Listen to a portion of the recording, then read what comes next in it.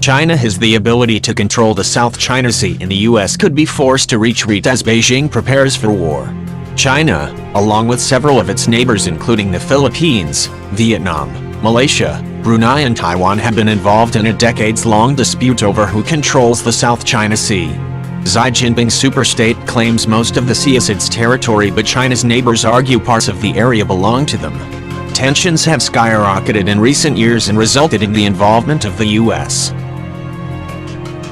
Brian Clark of the Center for Strategic and Budgetary Assessment said, China has the ability to control the South China Sea because it has established escalation dominance in that area. Beijing's main priorities for 2019 include strengthening its military training and preparation for war.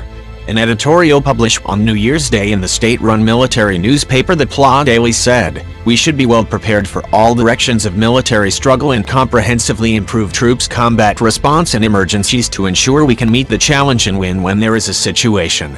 Mr. Clark went on to add, China now has the world's largest navy, which has more than 300 ships. If you want to be able to conduct sea control in a region, having a big navy is a valuable part of that. China is able to focus the attention of the Navy on near seas to an extent that its competitors like the US cannot. We've got a global responsibility, a global Navy, whereas China's got the luxury of focusing more of its attention on the near seas, including the South China Sea. China is continuing to flex its military muscles in Asia, strengthening its claims over the disputed South China Sea. US warships are deployed in the region and are tasked with monitoring Chinese expansion. Mr. Clark, who was formerly a special assistant to the Chief of Naval Operations and director of his Commander's Action Group, continued to say, China has got the world's largest Coast Guard. It has more than 1,000 ships, and a couple hundred of those are able to operate throughout the South China Sea, and only about a dozen of those are able to actually deploy out overseas.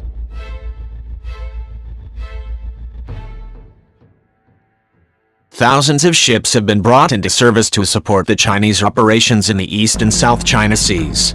They routinely harass and interfere with ships of the United States Navy and other navies. It gives the Chinese a capability that is not really mirrored on the other side by the US.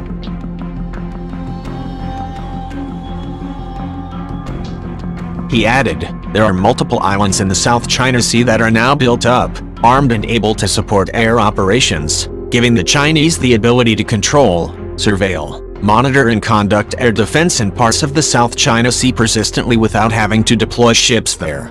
The Chinese could have a terrestrial-based surveillance and air defense network over the South China Sea.